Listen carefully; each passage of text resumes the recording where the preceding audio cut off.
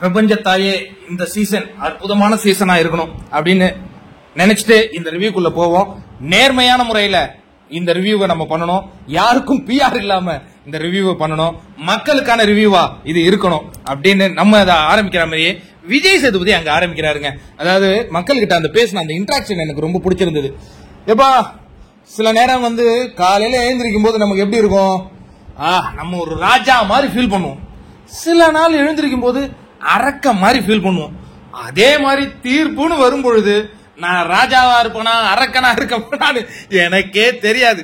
அதை நீங்க கொஞ்சம் பாத்துங்க அப்படின்னு ஃபர்ஸ்ட் பால்லே பயங்கரமான ஸ்கோர் பண்ணாரு விஜய் சேதுபதி அப்படின்னு நம்ம கண்டிப்பா சொல்லலாம். சேதுனா தானே சேதுனா சொன்னாரு.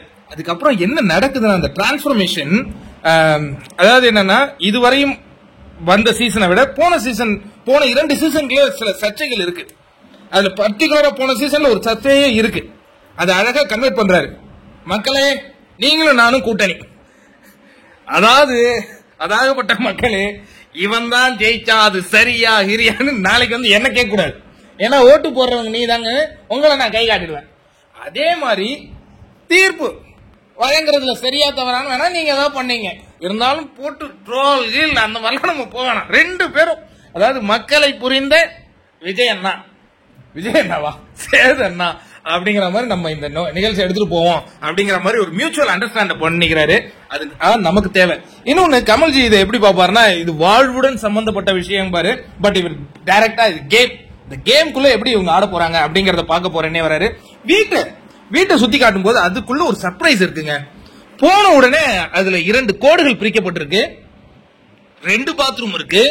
ஒரு பாத்ரூம் சின்னதா இருக்கு, ஒரு பாத்ரூம் பெருசா இருக்கு.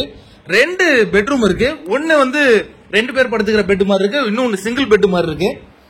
அந்த லிவிங் ஏரியாலே ஒரு ஷோபா இருக்கு, சேர் இருக்கு. ஐயோ நம்ம உள்ள வரும்போதே ஒரு வார்த்தை சொன்னோம், இங்க பெரியவங்க சிறியவங்க, உயர்ந்தவன் தாழ்ந்தவன், கருப்பு சிவப்புங்கிற எந்தவித பாகுபாடும் இருக்கக்கூடாதுன்னு சொல்லிட்டு உள்ள வந்தா இவனுக்கு 2 கோடை போட்டு வச்சிருக்கானுங்க அப்படின்னு விஜய் சேதுபதி தனக்கே உரிய பாணியில நம்ம கிட்ட கன்வே பண்ணும்போது சூடு பிடிக்குது அப்படிங்கிற ஒரு நம்பிக்கையோட தான் காத்திருக்கோம். வாங்க அடுத்தது முதல் கண்டஸ்டன்ஸ் யார் அப்படிங்கறத பார்க்கலாம். தொடர்ந்து பிக் பாஸ் 106 நாட்கள் உங்களுடன் நான் இருப்பேன், உங்கள் ஆதரவை வேண்டி.